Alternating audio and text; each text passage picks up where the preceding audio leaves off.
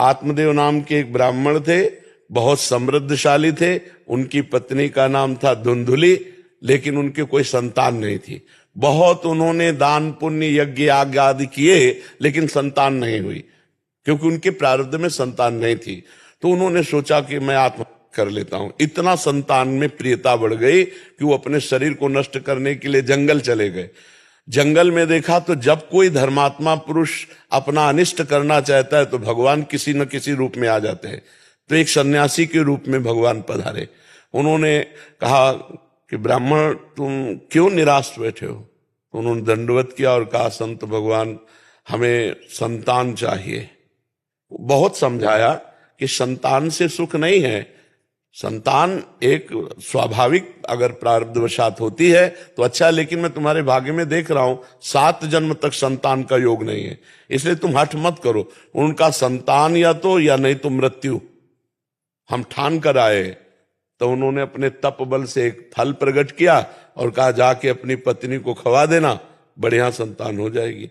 तो देखो भाग्य में नहीं था ना, तो उनकी पत्नी को जो दिया उन्होंने जाके अपनी तो उस पत्नी ने सोचा कि यार पेट बढ़ जाएगा, कौन ने 9 महीना भोजन भी सही नहीं हो पाएगा और बड़ी समस्या है। तो उनकी बहन आई हुई थी, तो बहन से कहा कि पति ने दिया है कि फल खा लो तो संतान हो जाए। तो उनका गर्भ हमारे है, अभी इसी महीने में गर्भ हुआ है, तो तुम ये फल गाय को खवा दो और जो संतान होगी वो मैं तुम्हें दूंगी। तुम गर्भ का नाटक करो और तुम हमारे पति को कुछ धन दे देना, तो हम ये कह देंगे हमारी संतान मर गई, और ऐसा हो गया।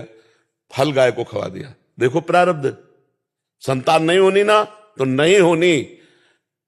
अब 9 महीने के बाद वो गर्भ का नाटक करती रही 9 महीने तक, और जब उसके संतान हुई तो रातों रात मंगा लिया, और बस आत्मदेव के संतान हुई, बड़ा आनंद मंगल। इधर अभी आनंद मंगल मनाया जा रहा है कि गाय के संतान हुई, कान भर केवल बछड़े के, गऊ के जैसे, और पूरा शरीर मनुष्य का, क्योंकि तब से वो महान ज्ञानी गोकर्ण जी महाराज, और उसका नाम रखा धुंधुली ने, अपने नाम से मिलता जुलता धुंधकारी। अब वो जैसी जैसी अवस्था बढ़ी वैसे वैसे वो नीच आचरण करने वाला, छोटे बच्चे खेल रहे हैं उठा के कुएं में डाल देना, फिर चोरी करना, व्यभिचार करना, और इतनी पिटाई की माता पिता दोनों की। तो माता तो पिटने के भय से ऊब करके कुएं में गिर के मर गई। गोकर्ण के हाथ जोड़ा उनके पिताजी ने, कहा बेटा मेरी तो दुर्गति हुई जा रही पुत्र मोह में, इससे तो ये ना होता तो अच्छा था, तो बेटा अब क्या करें? तब उन्होंने कहा कि अब इस समय संसार के राग का त्याग करके एकांत में जाकर भगवान का चिंतन करो। धर्मम भजस्व सततम त्यज लोक धर्मान, सेवन सदा साधु पुरुषन, जय काम तृष्णाम, अन्यस्य दोष गुण चिंतन।